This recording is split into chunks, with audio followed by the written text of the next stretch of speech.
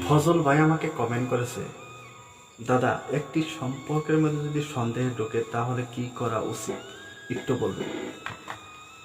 ফজল ভাই, তোমাকে সবার আগে আমার তরফ থেকে অনেক অনেক ধন্যবাদ তুমি আমাকে কমেন্ট করার জন্য।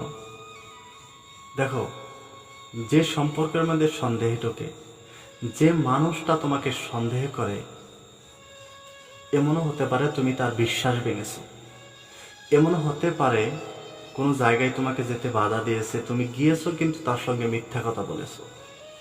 এমনও হতে পারে কোনো মেয়ের সঙ্গে তোমাকে কথা বলতে বাধা দিয়েছে, কিন্তু তুমি বলেছো তার সঙ্গে মিথ্যা কথা বলেছো। এমন তো যদি হয়ে থাকে তাহলে সেই সম্পর্কটা কখনোই টিকে থাকবে না, কারণ তোমার মিথ্যা ভালোবাসা সেখানে, সেই সম্পর্কটায় কখনোই শান্তি আসবে না। আর এমনও হতে পারে যে জায়গায় তোমাকে যেতে বাধা দিয়েছে তুমি যাওনি, তবুও তোমাকে সন্দেহ করে।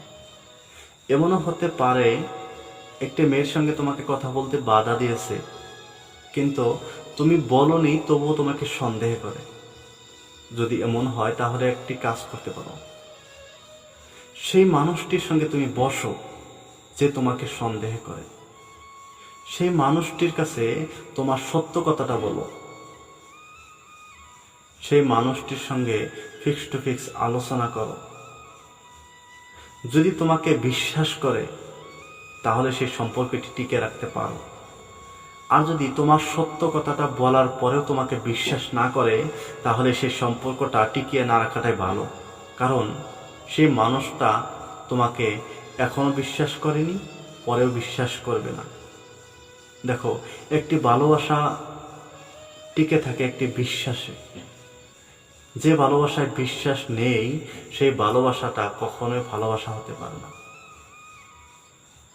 সেই সম্পর্কটা কখনোই শান্তিময় হতে পারে না, সেই সম্পর্কটায় কখনোই জীবন উন্নত করে দিতে পারে না।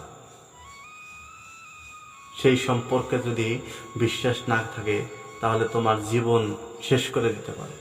গতিকে সেই মানুষটা যদি তোমাকে বিশ্বাস করে তাহলে সেই সম্পর্কটা টিকে রাখাটা অনেক ভালো।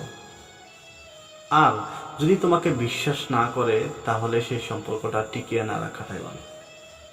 ফজল ভাই, তুমি আমার কথাটি বুঝতে পেরেছো তো? ভালো থাকো, সুখে থাকো, আবার দেখা হবে কোনো নেক্সট ভিডিওতে।